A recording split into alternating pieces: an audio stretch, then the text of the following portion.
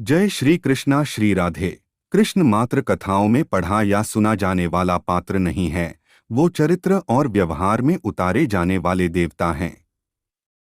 कृष्ण से सीखें कैसे जीवन को श्रेष्ठ बनाया जाए। 10 बातें हैं जो अगर व्यवहार में उतार ली तो सफलता निश्चित मिलेगी। शुरू से अंत तक जीवन संघर्ष ही है। कारागृह में जन्मे कृष्ण। पैदा होते ही रात में यमुना पार कर गोकुल ले जाया गया। तीसरे दिन पुतना मारने आ गई। यहां से शुरू हुआ संघर्ष देह त्यागने से पहले द्वारिका डुबोने तक रहा। कृष्ण का जीवन कहता है, आप कोई भी हो, संसार में आए हैं तो संघर्ष हमेशा रहेगा। मानव जीवन में आकर परमात्मा भी सांसारिक चुनौतियों से बच नहीं सकता। कृष्ण ने कभी किसी बात की शिकायत नहीं की। हर परिस्थिति को जिया और जीता। कृष्ण कहते हैं, परिस्थितियों से भागो मत, उसके सामने डटकर खड़े हो जाओ, क्योंकि कर्म करना ही मानव जीवन का पहला कर्तव्य है। हम कर्मों से ही परेशानियों से जीत सकते हैं, स्वस्थ शरीर से ही विजय है। कृष्ण का बचपन माखन मिश्री खाते हुए गुजरा। आज भी भोग लगाते हैं हम, लेकिन ये संकेत कुछ और है।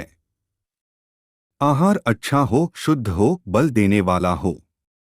बचपन में शरीर को अच्छा आहार मिलेगा तो ही इंसान युवा होकर वीर बनेगा। शरीर को स्वस्थ रखना है तो बचपन से ध्यान देने की जरूरत है। ये पेरेंटिंग के दौर से गुजर रहे युवाओं के लिए बड़ा मैसेज है। अपने बच्चों को ऐसा खाना दें जो उनको बल दे। सिर्फ स्वाद के लिए ही ना खिलाएं, तभी वे बड़े होकर स्वयं को और समाज को सही दिशा में ले जा पाएंगे। रिश्तों से ही जीवन है, बिना रिश्तों के कुछ नहीं। कृष्ण ने जीवन भर कभी उन लोगों का साथ नहीं छोड़ा जिनको मन से अपना माना। अर्जुन से वे युवावस्था में मिले, ऐसा महाभारत कहती है, लेकिन अर्जुन से उनका रिश्ता हमेशा मन का रहा। सुदामा हो या उद्धव, कृष्ण ने जिसे अपना मान लिया उसका साथ जीवन भर दिया। रिश्तों के लिए कृष्ण ने कई लड़ाइयां लड़ी और रिश्तों से ही कई लड़ाइयां जीती। उनका सीधा संदेश है, सांसारिक इंसान की सबसे बड़ी धरोहर रिश्ते ही हैं। अगर किसी के पास रिश्तों का थाती नहीं है तो वो इंसान संसार के लिए गैर जरूरी है। इसलिए अपने रिश्तों को दिल से जिएं, दिमाग से नहीं। आपके मतभेद अगली पीढ़ी के लिए बाधा ना बने। कम ही लोग जानते हैं कि जिस दुर्योधन के खिलाफ कृष्ण ने आजीवन पांडवों का साथ दिया, उसकी मौत का कारण भी कृष्ण की कूटनीति बनी। वो ही दुर्योधन रिश्ते में कृष्ण का समधी भी था। कृष्ण के पुत्र सांब ने दुर्योधन की बेटी लक्ष्मणा का अपहरण करके उससे विवाह किया था, क्योंकि लक्ष्मणा सांब से विवाह करना चाहती थी, लेकिन दुर्योधन खिलाफ था। सांब को कौरवों ने बंदी भी बनाया था। तब कृष्ण ने दुर्योधन को समझाया था कि हमारे मतभेद अपनी जगह हैं, लेकिन हमारे विचार हमारे बच्चों के भविष्य में बाधा नहीं बनने चाहिए। दो परिवारों के आपसी झगड़े में बच्चों के प्रेम की बलि न चढ़ाई जाए। कृष्ण ने लक्ष्मणा को पूरे सम्मान के साथ अपने यहाँ रखा। दुर्योधन से उनका मतभेद हमेशा रहा, लेकिन उन्होंने उसका प्रभाव कभी लक्ष्मणा और सांब की गृहस्थी पर नहीं पड़ने दिया। शांति का मार्ग ही विकास का रास्ता है। कृष्ण ने महाभारत युद्ध के पहले शांति से समझौता करने के लिए पांडवों और कौरवों के बीच मध्यस्थता की। हालांकि दोनों ही पक्ष युद्ध लड़ने के लिए आतुर थे, लेकिन कृष्ण ने हमेशा चाहा कि कैसे भी युद्ध टल जाए। झगड़ों से कभी समस्याओं का समाधान नहीं होता है।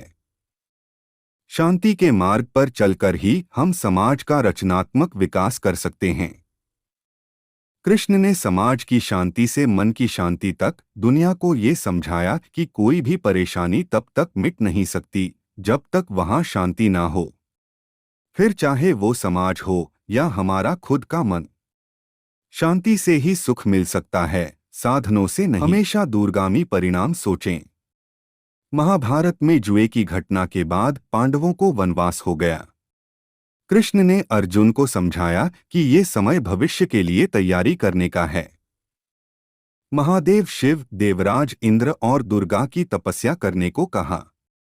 कृष्ण जानते थे कि दुर्योधन को कितना भी समझाया जाए, वो पांडवों को कभी उनका राज्य नहीं लौटाएगा। तब शक्ति और सामर्थ्य की जरूरत होगी। कर्ण के कुंडल कवच पांडवों की जीत में आड़े आएंगे, ये भी वे जानते थे। उन्होंने हर चीज पर बहुत दूरगामी सोच रखी। कोई भी फैसला तात्कालिक आवेश में नहीं लिया। हर चीज के लिए आने वाली पीढ़ियों तक का सोचा। यही सोच समाज का निर्माण करती है। हर परिस्थिति में मन शांत और दिमाग स्थिर रहे। पांडवों के राजसूय यज्ञ में शिशुपाल कृष्ण को अपशब्द कहता रहा। छोटा भाई था लेकिन मर्यादाएं तोड़ दी। पूरी सभा चकित थी, कुछ क्रोधित भी थे, लेकिन कृष्ण शांत थे, मुस्कुरा रहे थे। शांति दूत बनकर गए तो दुर्योधन ने अपमान किया। कृष्ण शांत रहे। अगर हमारा दिमाग स्थिर है, मन शांत है, तभी हम कोई सही निर्णय ले पाएंगे।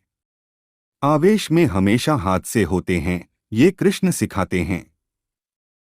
विपरीत परिस्थितियों में भी कभी विचलित नहीं होने का गुण कृष्ण से बेहतर कोई नहीं जानता। लीडर बने, श्रेय लेने की होड़ से बचें।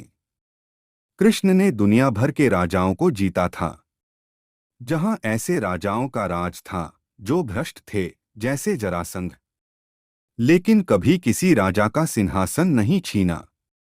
कृष्ण के पूरे जीवन में कभी ऐसा नहीं हुआ कि उन्होंने किसी राजा को मारकर उसका शासन खुद लिया हो। जरासंध को मारकर उसके बेटे को राजा बनाया, जो चरित्र का अच्छा था। सभी जगह ऐसे लोगों को बैठाया जो धर्म को जानते थे। कभी किंग नहीं बने, हमेशा किंगमेकर की भूमिका में रहे। महाभारत युद्ध में भी खुद हथियार नहीं उठाया।